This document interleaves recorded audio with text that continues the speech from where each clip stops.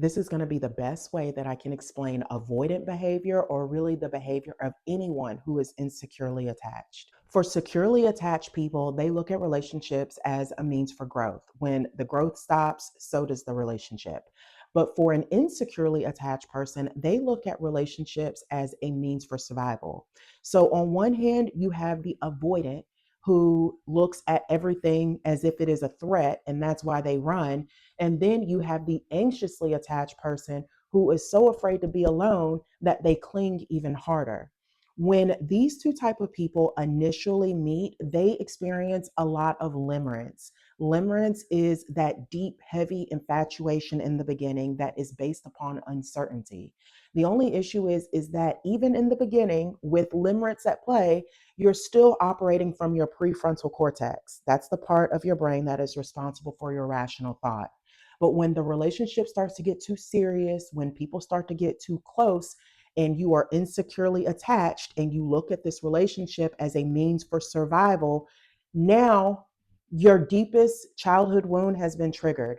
You're no longer thinking with your prefrontal cortex. Now you're operating from your amygdala. Your amygdala is a almond shaped structure that is located in your subconscious brain. So when we think about fight, flight, or freeze, those are automatic responses to stress.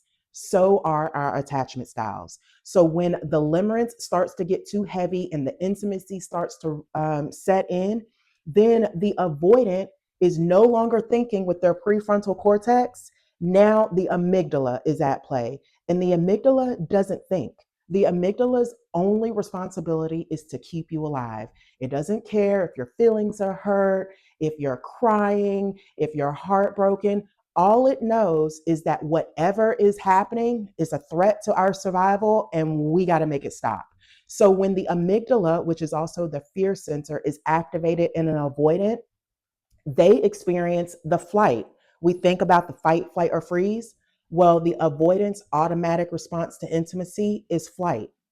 The anxiously attached person's automatic response to intimacy is fight. They want to fight for the relationship. They want to be in the relationship. And then, of course, we could talk about the disorganized attached, where I would consider them freeze. They don't really know what to do. It's a push pull thing. It depends on which way the wind is blowing. So when an avoidant is shutting you down, they're not answering your calls, they've blocked you, they've done all of the things, and you can't figure out exactly what happened. What happened was that you activated their fear center, their amygdala.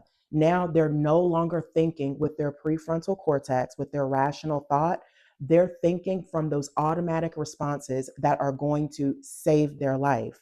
So if intimacy and vulnerability is something that is a threat to them, then the only way to save their life is for them to run away from whatever is inflicting the intimacy or the vulnerability. So we can't really call avoidance bad people because the way that they are responding is automatic. They're not even aware of it. There are things that you do that you're probably not even aware of. However, we can kind of put up a fight because they refuse to reflect. Because everything that I'm saying, an avoidant could figure out for themselves if they just took the time to reflect. But because they don't do that, they bury their feelings. All of these actions go unnoticed until someone actually tells them. So the next time you have someone that you feel is just, how could they do this to me? They're completely ignoring you. They've shut you down. They've gone cold.